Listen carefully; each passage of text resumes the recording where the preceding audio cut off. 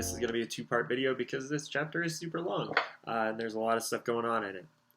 Collecting their purchases, Mr. Weasley in the lead, they all hurried into the wood, following the lantern-lit trail. They could hear the sounds of thousands of people moving around them. Shouts and laughter, snatches of singing, the atmosphere of feverish excitement was highly infectious. Harry couldn't stop grinning. They walked through the wood for 20 minutes, talking and joking loudly, until at last they emerged on the other side and found themselves in the shadow of a gigantic stadium. Though Harry could only see a fraction of the immense gold walls surrounding the pitch, he could tell that 10 cathedrals could fit comfortably inside it. "Seats 100,000, said Mr. Weasley, spotting the awestruck look on Harry's face. "Ministry Task Force of 500 have been working on it all year.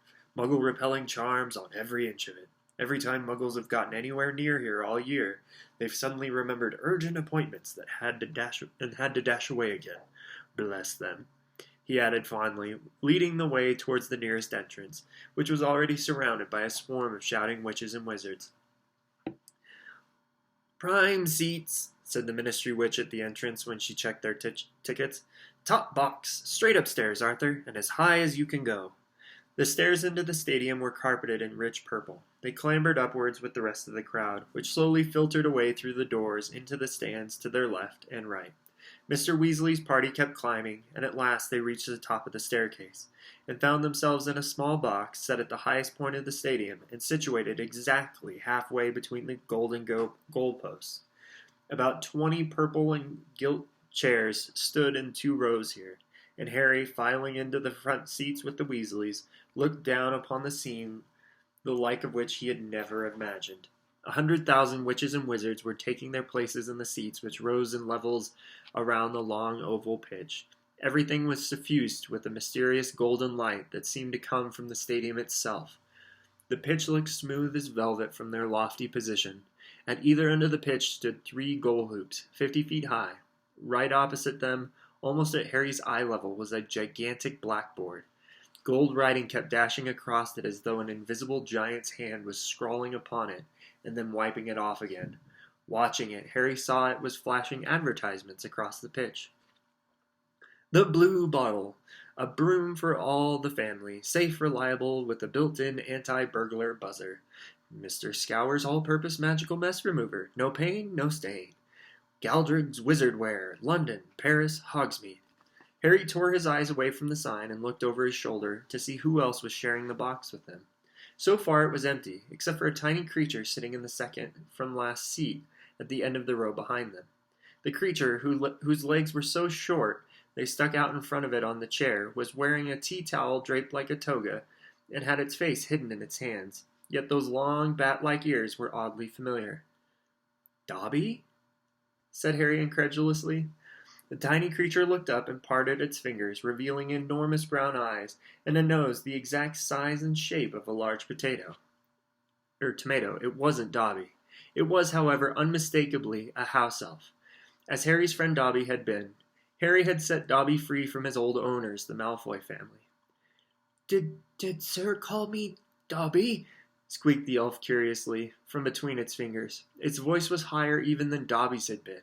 A teeny, quivering squeak of a voice, and as Harry suspected, though it was very hard to tell which with a house elf, that this one might just be a female. Ron and Hermione spun around in their seats to look. They had heard a lot about Dobby from Harry. They had never actually met him. Even Mr. Weasley looked around in interest. "Sorry," Harry told the elf. "I just thought you were someone I know." But I knows Dobby too, sir," squeaked the elf. She was shielding her face as though blinded by light, though the top box was not brightly lit. "My name's Winky, sir. And you, sir." Her dark brown eyes widened to the size of side plates as they rested upon Harry's scar. "You is surely Harry Potter." "Yeah, I am," said Harry. "But Dobby talks of you all the time, sir," she said, lowering her hands very slightly and looking awestruck. "How is he?" said Harry. "How's freedom suiting him?"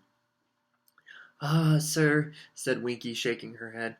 "Ah, sir, meaning no disrespect, sir, but I is not sure you did Dobby a favor, sir, when you is setting him free."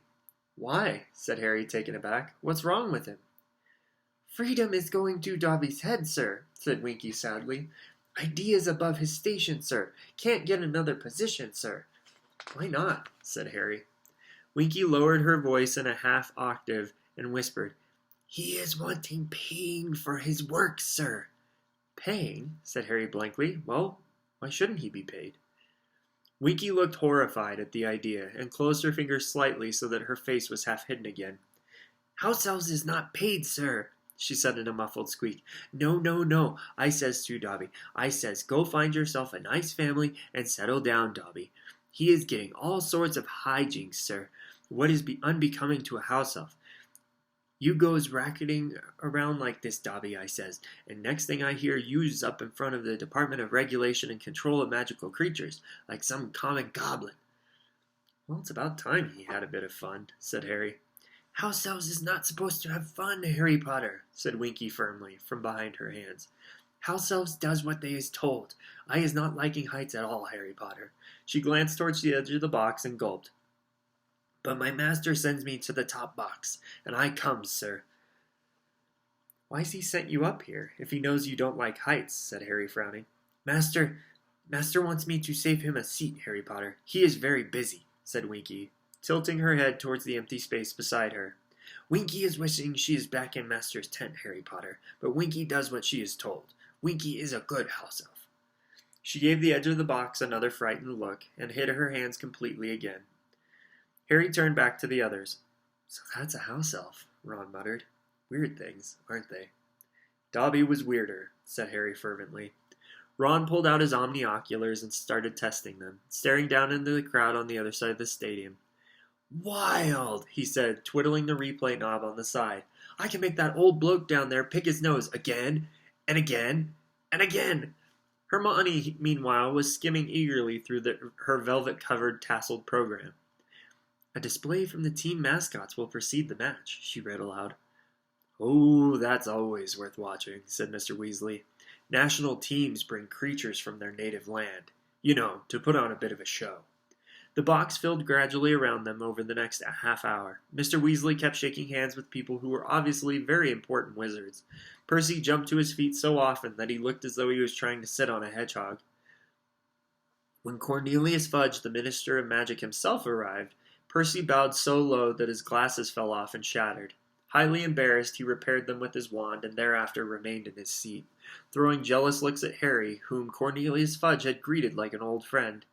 They had met before, and Fudge shook Harry's hand in a fatherly fashion, asked how he was, and introduced him to the wizards on either side of him. Harry Potter, you know, he loudly told the Bulgarian minister, who was wearing splendid robes of black velvet trimmed with gold, and didn't seem to understand a word of English. Harry Potter. Oh, come on now, you know who he is, the boy who survived. You know who, you do know who he is. The Bulgarian wizard suddenly spotted Harry's scar and started gabbing loudly and excitedly pointing at it. Knew we'd get there in the end, said Fudge wearily to Harry. I'm no great shakes at languages. I need Barty Crouch for this sort of thing. Ah, I see his house elf saving him a seat. Good job, too. These Bulgarian blighters have been trying to cage all the best places. Ah, here's Lucius. Harry, Ron, and Hermione turned quickly. Edging along the second row to the three still empty seats right behind him, behind Mr. Weasley were none other than Dobby, the house elf's old owners, Lucius Malfoy, his son Draco, and a woman Harry supposed to be Draco's mother. Harry and Draco Malfoy had been enemies ever since their very first journey to Hogwarts. A pale boy with a pointed face and white blonde hair. Draco greatly resembled his father. His mother was blonde too, tall and slim. She would have been nice looking if she hadn't been wearing a look that suggested there was a nasty smell under her nose. Ah, Fudge, said Mr. Malfoy, holding out his hand to the Minister of Magic. How are you? I don't think you've met my wife, Narcissa, and our son Draco. How do you do, said Fudge, smiling and bowing to Mrs. Malfoy. And allow me to introduce you to Mr. Obalon. He's the Bulgarian Minister of Magic. And he can't understand a word I'm saying anyway, so never mind. Let's see who else. You know Arthur Weasley, I dare say. It was a tense moment. Mr. Weasley and Mr. Malfoy looked at each other, and Harry vividly recalled the last time they had come face to face. It had been in Flourish and Blott's bookshop, and they had had a fight. Mr. Malfoy's cold gray eyes swept over Mr. Weasley, and then up and down the row. "Good Lord, Arthur," he said softly. "What did you have to sell to get these seats in the top box? Surely your house wouldn't have fetched this much." Fudge, who wasn't listening, said, "Lucius has just given a very generous contribution to St. Mungo's Hospital of Magical Maladies and Injuries, Arthur. He's here as my guest." How nice," said Mr. Weasley with a very strained smile. Mr. Malfoy's eyes had returned to Hermione, who went slightly pink but stared determinedly back at him. Harry knew exactly what was making Mr. Malfoy's lip curl. The Malfoys prided themselves on being purebloods. In other words, they considered anyone of Muggle descent, like Hermione, second class. However, under the gaze of the Minister of Magic, Mr. Malfoy didn't dare say anything. He nodded sneeringly to Mr. Weasley and continued down the line to his seat. Draco shot Harry, Ron, and Hermione one contemptuous look, then settled himself between his mother and father. "Slimy gits," Ron muttered as he, Harry, and Hermione turned to face the pitch again. Next moment, Ludo Bagman had charged into the box. "Everyone ready!" he said, his round face gleaming like a great excited Edom. "Minister, ready to go?" "Ready when you are, Ludo," said Fudge comfortably. Ludo whipped out his wand, directed it at his own throat, and said, "Sonorous!" and then spoke over the roar of sound that was now filling the packed stadium. His voice echoed over them, booming into every corner of the stands. "Ladies and gentlemen, welcome to the final of the 422nd Quidditch World Cup." The spectators screamed and clapped. Thousands of flags waved, adding their discordant national anthems to the racket. The huge blackboard opposite them had wiped clear of its last message, "Bertie Bott's every flavored beans, a risk with every mouthful," and now showed Bulgaria 0, Ireland 0. "And now, without further ado, allow me to introduce the Bulgarian team mascots." The right side of the stands, which was a solid block of scarlet, roared its approval. "I wonder what they've brought," said Mr. Weasley, leaning forward in his seat. "Ah!" He suddenly whipped out his glasses and polished them off hurriedly on his robes. "Vila! What are But 100 Vila were now gliding out onto the pitch, and Harry's question was answered for him. Vila were women, the most beautiful women Harry had ever seen, except they weren't. They couldn't be human. This puzzled Harry for a moment while he tried to guess what exactly they could be. What could make their skin shine moon bright like that, or their white gold hair fan out behind them without wind? But then the music started, and Harry stopped worrying about them not being human. In fact, he stopped worrying about anything at all. The Vila had started to dance, and Harry's mind had gone completely and blissfully blank. All that mattered in the world was that he kept watching the Vila, because if they stopped dancing, terrible things would happen. And as the Vila danced faster and faster, wild, half-formed thoughts started chasing through Harry's dazed mind. He wanted to do something impressive. Right now, jumping from the box into the stadium seemed like a good idea. Would it be good enough? "Harry, what are you doing?" said Hermione's voice from a long way off. The music stopped. Harry blinked. He was standing up, one of his legs resting on the wall of the box. Next to him, Ron was frozen in an attitude that looked as though he was about to dive from a springboard. Angry yells were filling the stadium. The crowd didn't want the Vila to go. Harry was with them. He would, of course, be supporting Bulgaria, and he wondered vaguely why he had a large green shamrock pinned to his chest.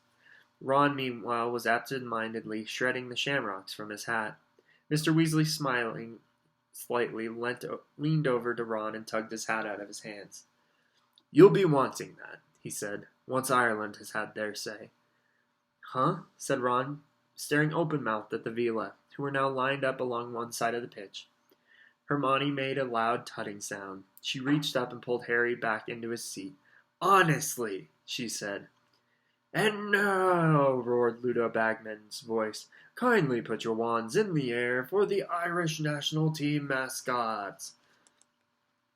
Next moment, what seemed to be a great green and gold comet had come zooming into the stadium. It did one circuit of the stadium, then split into two smaller comets, each hurtling towards the goalposts.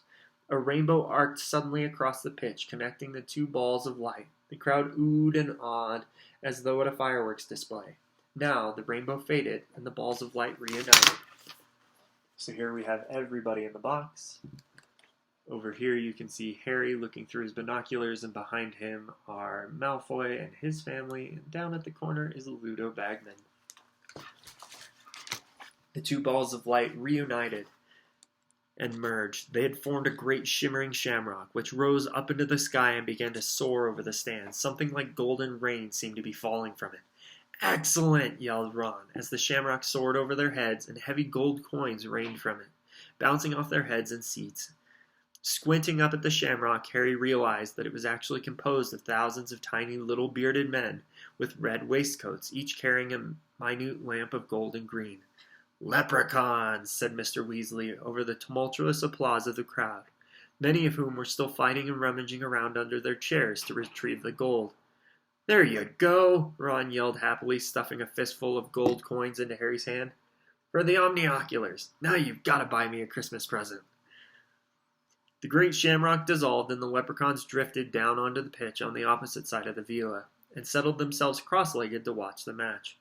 "And now, ladies and gentlemen, kindly welcome the Bulgarian national Quidditch team. I give you Dimitrov." A scarlet-clad figure on a broomstick, moving so fast it blurred, shot out onto the pitch from an entrance far below, to wild applause from the Bulgarian supporters. "Ivanova!" A second scarlet-robed player zoomed out.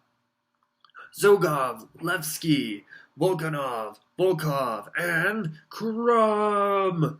"That's him! That's him!" yelled Ron, following Krum with his omnioculars. Harry quickly focused his own.